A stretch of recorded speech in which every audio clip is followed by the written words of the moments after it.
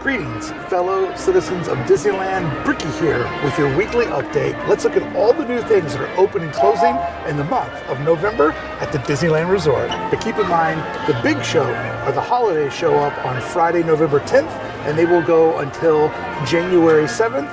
Friends, we have hit that moment in November where there's grass in Town Square. The pumpkin is gone, the Christmas tree hasn't shown up yet. It's that moment when two holidays truly do collide in the transformative 10 days from Halloween to Christmas starting at the Disneyland Resort. It's a very transitional time at Disneyland. Let's walk around and let me show you how to better plan your vibes for the month of November.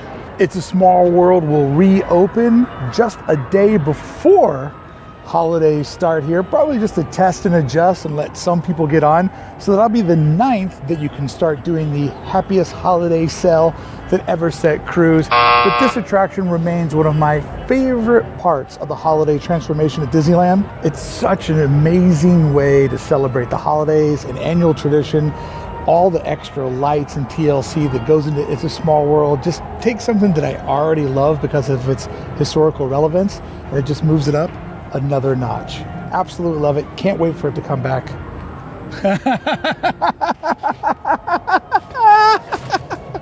Look at this magic moment. How you doing, Jeannie? Good to see you, bud.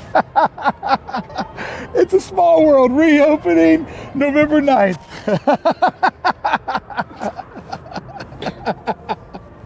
That is amazing. Thank you, Jeannie. Have a good day. Appreciate you. Disney magic. Appreciate you. Bye. After a long anticipated 2 years of reconstruction, the Adventureland Treehouse is returning with a new footprint, a new story, and a new family that's living inside. With the Treehouse reopening on the first day of the holidays, expect this to be a total and complete shit show. That's a professional term. With the Treehouse being on one of the main thoroughfares of the ever so busy western end of the park, large crowds trying to flow in here with folks trying to make their way over to Pirates of the Caribbean, as well as the Haunted Mansion holiday overlay. There's going to be an extra bit of energy in one of the most energetic parts of all of Disneyland. Expect this area to be nightmarish on the first day of the holidays. And currently, right now, I can already see that there's cast members walking around inside of there. You can see that the water is moving on this new feature that's been put on the outside. This is going to bring in some big crowds in a spot that is already home to some of the biggest crowds.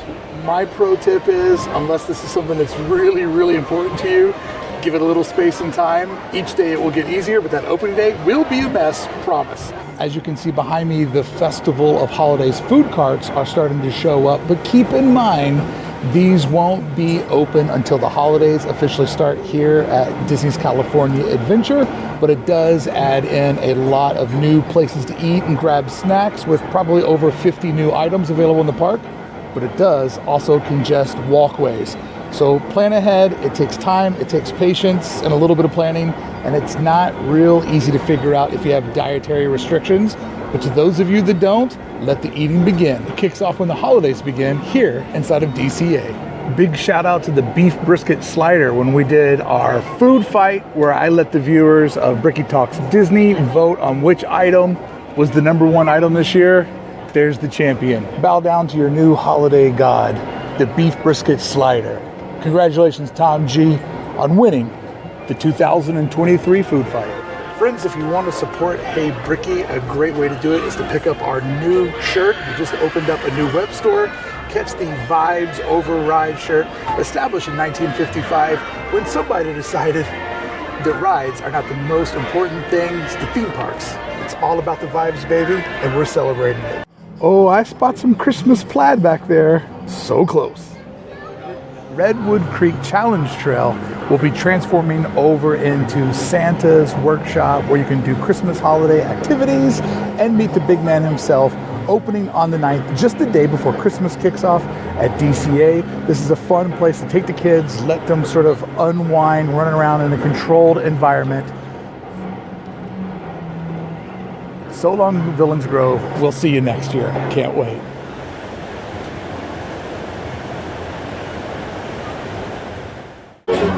an extremely hard thing to shoot on a busy day, and it is slammed here today. But Centennial Park has reopened, but however you can see, the fountain still remains closed. And the fountain's not the only thing that's currently not open. As we now see, Goofy's Play Yard has gone under scrims. One thing opens in Toontown and another closes. Goofy's How to Play Yard is supposed to open up back on November 9th.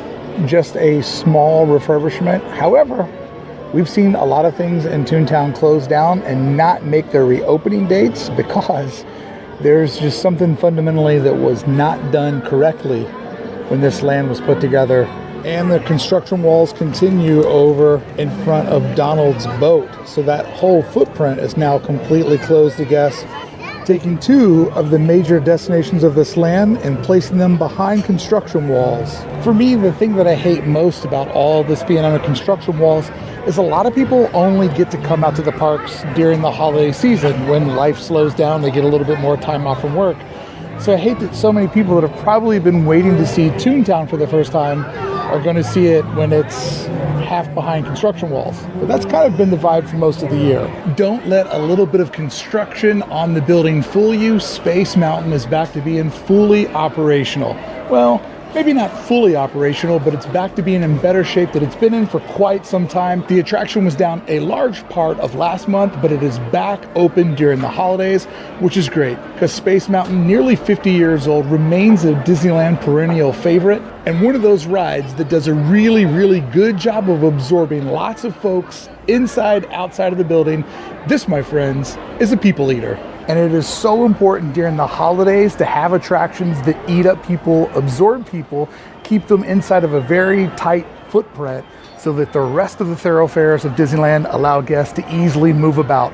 Because not only is Disneyland extra busy during the holiday season, but it's extra busy with people that are going low and slow, taking the time to capture all those holiday vibes. So you just have to keep in mind that not only is it crowded, but it's moving extra slow as people are trying to rip those pics, soak in the holiday spirits. So attractions like Space Mountain being fine-tuned for the holiday season is perfect timing because we need this bad boy to take a couple of thousand people off the streets of Disneyland. Friends, there is another block of attractions that are going to be closing right after Thanksgiving.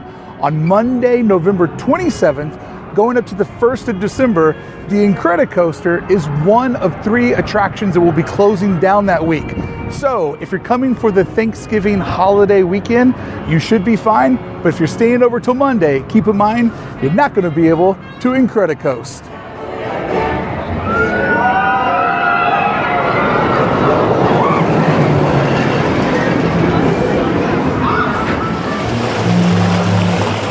And keep in mind, when the Incredicoaster goes down in DCA, it puts a lot of weight on the other thrill rides because this park is a little short on them. So if you're here during that week, expect Guardians and Radiator Racers to have higher than normal wait times as the ride crushing crowd moves over to other attractions. Indiana Jones is another one of the attractions that will be closing on Monday, November 27th. It will stay down until the 30th, so it'll be 3 days when Indiana Jones isn't on the menu, which is going to break some hearts because a lot of people that come out once a year, this is their favorite attraction. So you've been warned, plan ahead. Astro Orbiter, another attraction going down on November 27th. For this one though, we don't have a reopening date.